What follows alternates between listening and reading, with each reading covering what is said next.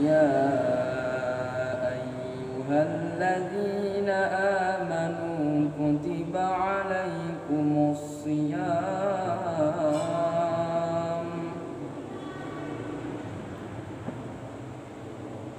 كما كتب على الذين من قبلكم لعلكم تتقون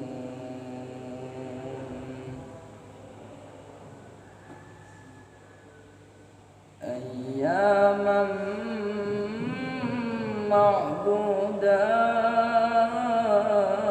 معدودات فمن كان منكم مريضا أو على سفر فعدة من أيام أخر وعلى الذين يطيقونه فدية طعام مسكين فمن تطوع خيرا فهو خير له وأن تصوموا خير لكم إن كنتم تعلمون صدق الله العظيم. Assalamualaikum warahmatullahi wabarakatuh. Alhamdulillahilladzi anzala fihil Qur'an hudan linnas wa bayyinatin minal huda wal furqan. Asyhadu an la ilaha illallah wa asyhadu anna Muhammadan abduhu wa rasuluh. Allahumma shalli wa sallim wa barik ala Muhammad wa ala alihi wa ashabihi ajma'in. Allah Ta'ala fil kitabil karim. A'udzu billahi minasyaitonir rajim. Bismillahirrahmanirrahim.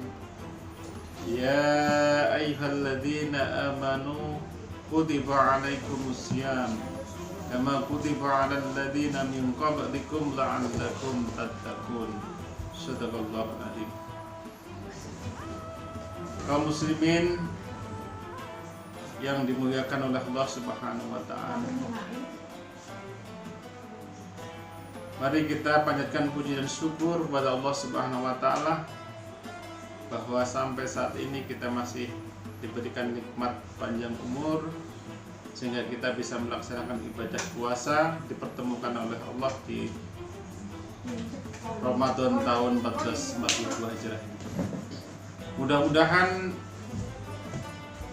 ibadah bulan Ramadan tahun ini menjadi ibadah terbaik untuk kita semua. Yang kedua, salawat dan salam semoga tetap tercurah pada Nabiullah Muhammad sallallahu alaihi wasallam. Kaum muslimin yang dimuliakan oleh Allah Subhanahu wa taala.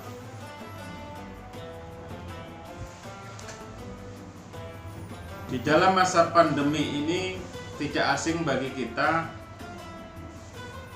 sering kita dengar bahkan kita hafal tentang singkatan 3M, bahkan sekarang 5M. Itu adalah protokol kesehatan yang harus dilaksanakan oleh kita semua dalam menjaga kesehatan di masa pandemi ini. Namun di dalam bulan suci Ramadan ini kita sebagai umat Islam juga harus mengenal protokol, bagaimana protokol yang bisa kita laksanakan sehingga ibadah puasa kita nanti bisa menjadi ibadah puasa yang baik, yang benar menurut tuntunan syariat agama Islam. Kalau protokol kesehatan di masa pandemi ini kita dituntut untuk meningkatkan imun, maka di bulan suci Ramadan ini mari kita tingkatkan iman. Bukan hanya imun saja, namun iman pun perlu kita tingkatkan. Maka setidaknya ada 4 protokol yang bisa kita lakukan jika kita ingin ibadah puasa kita ini menjadi ibadah puasa yang mendapat keutamaan. Protokol yang pertama adalah yang pertama adalah bahwa kita harus mengetahui kapan tanggal 1 Ramadan itu tiba. Saya kira ini tidak sulit karena sekarang zaman teknologi dengan beberapa metode yang ada metode hisab, kapan Ramadan akan jatuh, tanggal berapa, hari apa, termasuk kapan hari raya, itu semuanya sudah bisa kita pelajari, bisa kita mengerti. Meskipun ada 2 metode yang sangat penting di dalam rangka mengetahui awal bulan Ramadan. Yang pertama adalah metode ru'yatul hilal, kemudian yang kedua adalah metode hisab. 2 metode ini adalah sama-sama benar dan ini bisa menjadi rujukan kita semua di dalam melaksanakan ibadah puasa. Namun yang terpenting adalah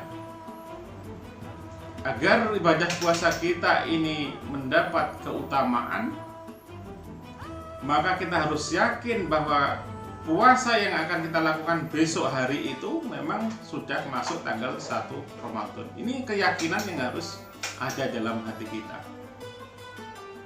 Yakin itu berdasarkan pada pemahaman informasi yang kita ketahui, baik metode hisab maupun metode ru'yat. Kemudian yang kedua, bahwa dalam melaksanakan ibadah puasa hendaknya kita harus meluruskan niat. Yang kedua adalah meluruskan niat. Ibadah puasa yang kita lakukan itu niat karena Allah Subhanahu wa Ta'ala, bukan karena siapa-siapa. Atau jangan sampai kita salah niat bahwa puasa kita lakukan dengan niat untuk menurunkan berat badan, untuk diet dan sebagainya, bahwa semata-mata ibadah ini adalah karena Allah Subhanahu wa Ta'ala. Maka penting niat di dalam melaksanakan ibadah puasa ini. Innamal a'malu binniyat, sesungguhnya pekerjaan amal itu harus disertai dengan niat. Dalam melaksanakan ibadah puasa, niat ini harus dilaksanakan sebelum fajar. Kalau kita niat puasa setelah fajar, maka kita dianggap tidak berpuasa. Sebagaimana sabda Rasulullah sallallahu alaihi wasallam, "Malam yujmi' asyama qabla al-fajri fala siyama lahu." Barang siapa yang tidak berniat sebelum fajar, maka dia dianggap tidak berpuasa.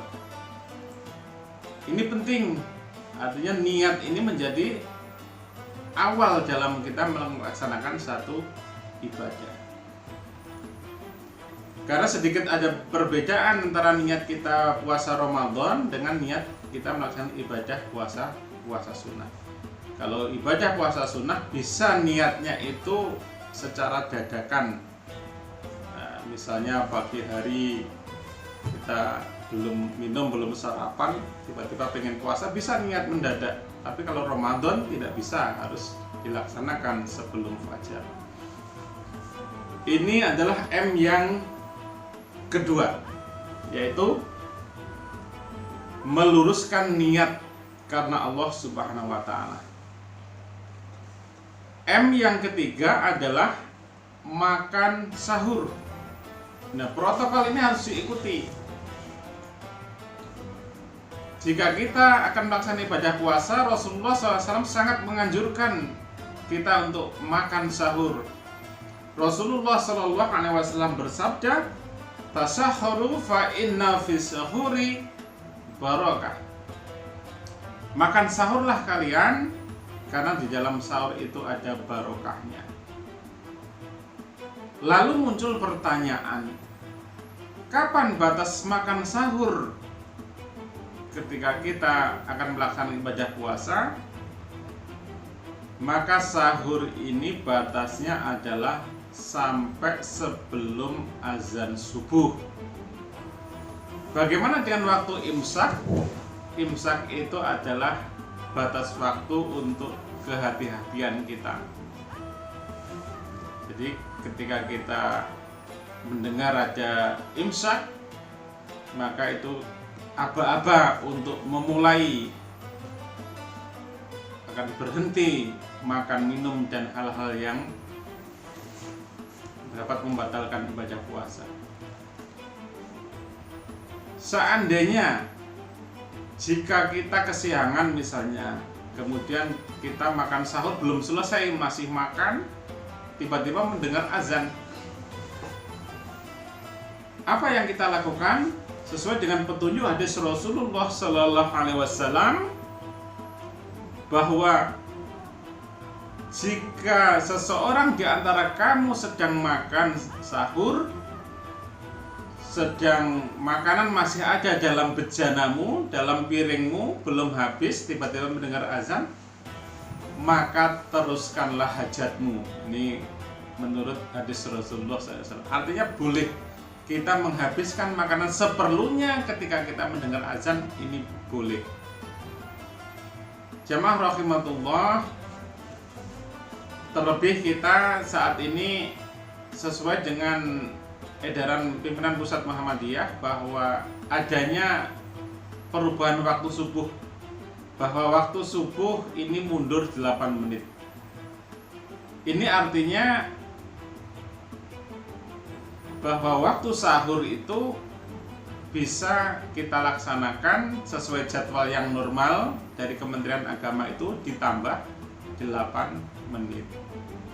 Kalau kita mendengar di masjid lingkungan waktu imsak telah tiba, kemudian mendengar azan subuh, maka sesuai dengan edaran pimpinan pusat Muhammadiyah, maka ditambah 8 menit. Artinya ada mundur 8 menit untuk kita bisa melaksanakan santap sahur.